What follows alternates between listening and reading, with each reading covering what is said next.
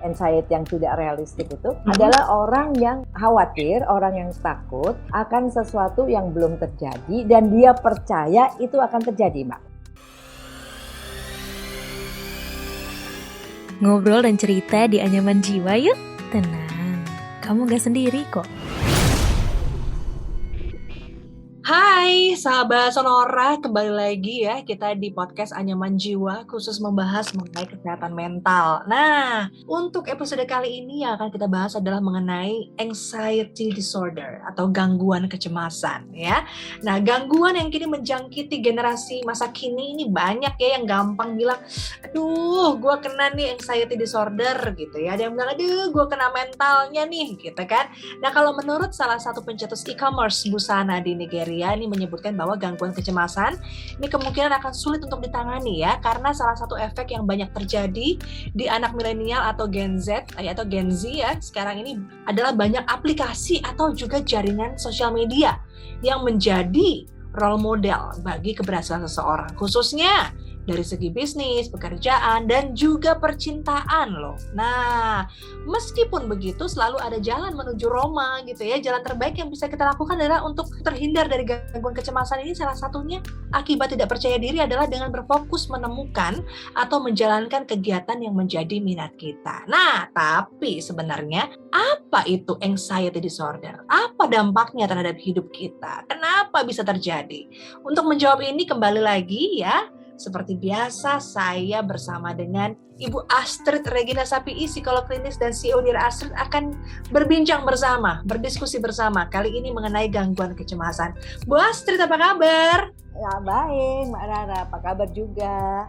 Sehat-sehat selalu dan semangat pastinya, apalagi kalau udah ngobrol-ngobrol nih bersama Ibu Astrid, saya semangat banget karena banyak hal baru yang bisa kita dapatkan. Nah, hari ini kita bahas mengenai gangguan kecemasan. Sebenarnya apa sih yang dimaksud dengan anxiety, Bu Astrid? Katanya tuh orang, aduh aku kena anxiety disorder nih. Orang gampang banget tiba-tiba ngomong begitu gitu ya. Iya. Tapi sebenarnya apa anxiety itu? Kalau bahasa gampangnya Mbak Rara, anxiety atau kecemasan itu adalah takut akan sesuatu yang belum terjadi. Oh, Ya, khawatir akan sesuatu yang belum terjadi. Jadi kalau misalnya Mbak Rara katakan mau pergi gitu ya, terus kemudian Mbak Rara lihat ini, wah ini mendung, ini hujan ya, terus Mbak Rara bilang, saya bawa payung. Ya itu bukan anxiety, karena kondisi mau hujan itu kelihatan kan berat gitu ya, lalu Mbak Rara bawa payung. Itu bukan anxiety, itu adalah persiapan realistik gitu kan ya. Jadi gini, yang namanya anxiety itu ada kecemasan yang realistik, artinya kita mencemaskan sesuatu tapi itu realistik. Karena kelihatan mau hujan, kita bawa payung gitu kan ya. Tapi ada kecemasan yang sifatnya tidak realistik, artinya lagi terang panas gitu, aku nggak mau pergi nanti banjir gitu ya. Gimana banjir dari mana? Panas kayak gini ya. Jadi kira-kira metaforanya seperti itu. Orang yang cemas, yang dilanda anxiety yang tidak realistik itu adalah orang yang khawatir, orang yang takut akan sesuatu yang belum terjadi dan dia percaya itu akan terjadi, Mbak. Oh, oke. Jadi dan itu ada levelnya tinggi. Jadi dari mulai yang cemas biasa, ringan sampai cemas yang berat ya. Cemas yang berat itu kemudian menjadi cemas yang masuk ke dalam gangguan jiwa yang berat, gitu kan? Artinya kayak saya pernah praktek di rumah sakit jiwa gitu ya. Lalu saya lihat satu orang perempuan tangannya gini aja terus. Terus saya tanya, "Tante kenapa tangannya gini terus?"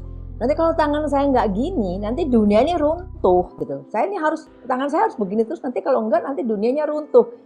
Pengen ketawa di satu sisi, kasihan di sisi lain gitu kan ya Mbak. Tapi sepanjang hari gini terus tangannya. Karena dia percaya menengadah begitu ya. Gitu. Jadi dia cemas, takut. Saya takut nanti kalau tangan saya nggak begini nanti dunia ini runtuh. Kenapa begitu Tante?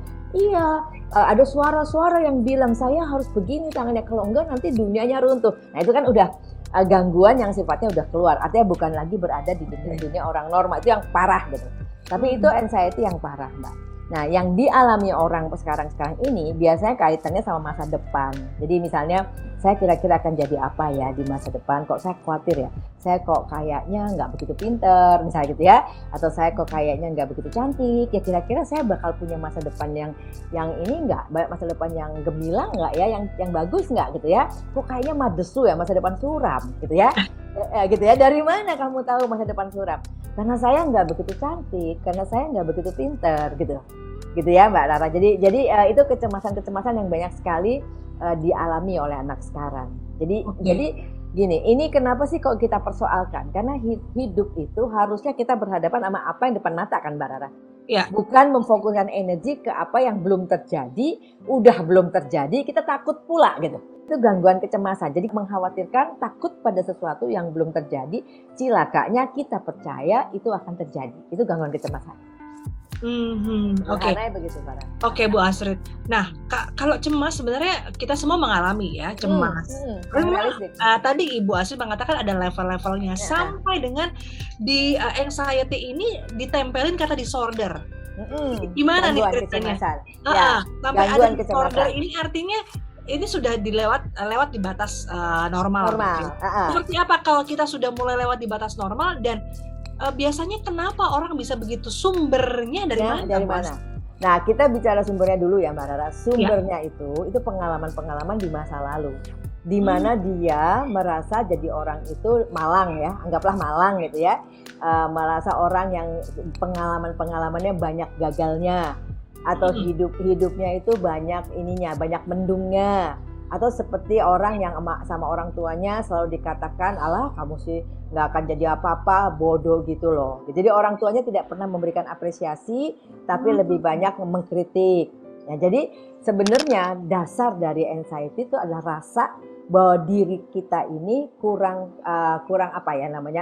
mampu.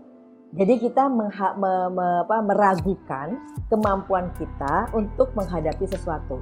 Nah, karena itu ya, dan dari semua pengalaman yang saya dapat dari klien-klien saya, itu bisa saya bilang 90% yang orang yang mengalami kecemasan ini punya latar belakang yang tidak menyenangkan.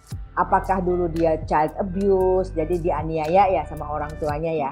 Apa ada pengalaman trauma berkaitan dengan perkembangan, berkaitan dengan kehidupan secara umum, atau ada pengalaman dilecehkan waktu dia masih kecil, pengalaman dibully waktu dia masih kecil, dan orang tua yang selalu tidak pernah puas sama prestasinya gitu loh Mbak Rara. Jadi dia tumbuh jadi anak yang seolah-olah tidak pernah bisa memenuhi tuntutan apapun yang dia hadapi di dunia gitu. Sehingga dia takut akhirnya, berjalan dalam ketakutan. Meragukan kemampuan diri sendiri, awalnya dari situ. Ya, untuk mengatasi masalah yang dia hadapi. Wah, ini sebenarnya nyambung juga ya, karena mungkin ada background overprotective dari orang tua, bisa jadi. Bisa jadi. Jadi kecemasan jadi tinggi gitu kan. Jadi prinsipnya kan gini, kenapa sih anak itu mesti dari kecil kita apresiasi, kita puji, ya kita kasih kesempatan untuk berprestasi, kita kasih kesempatan untuk memecahkan masalah gitu kan ya. Karena kita ingin dia merasa mampu, aku mampu. Bahasa teoritiknya namanya self efficacy. Jadi dia punya rasa self efficacy, itu rasa bahwa saya ini orang yang mampu. Nah, rasa mampu ini Mbak Rara sayangnya hanya didapat dari aktivitas dia sendiri.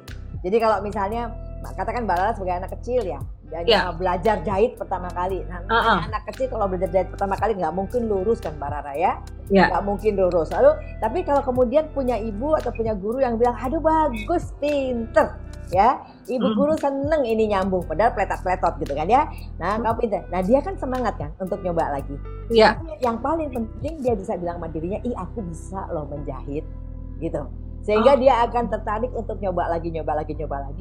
Pada suatu ketika sempurna jahitannya, kan gitu Mbak Rara. Nah, tapi kalau misalnya orang tuanya bilang, aduh, kamu gini aja kamu nggak bisa, lihat tuh, kotor semua, tangan kamu jorok sampai benangnya jadi kotor begini, kayaknya jadi kotor begini.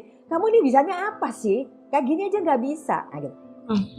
Nah, jadi kemudian dia merasa tidak punya kemampuan untuk mengerjakan hal seperti itu pun, gitu ya. Jadi Oke. kalau kita lihat kembali lagi ke bagaimana orang tua membesarkan kan sebetulnya. Ini kalau dilihat dari background di masa lalu ketika orang tua membesarkan.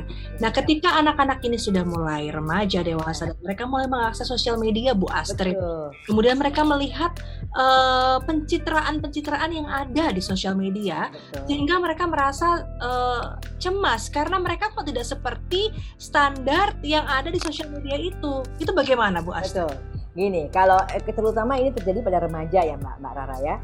Karena anak remaja itu selalu ingin punya referensi.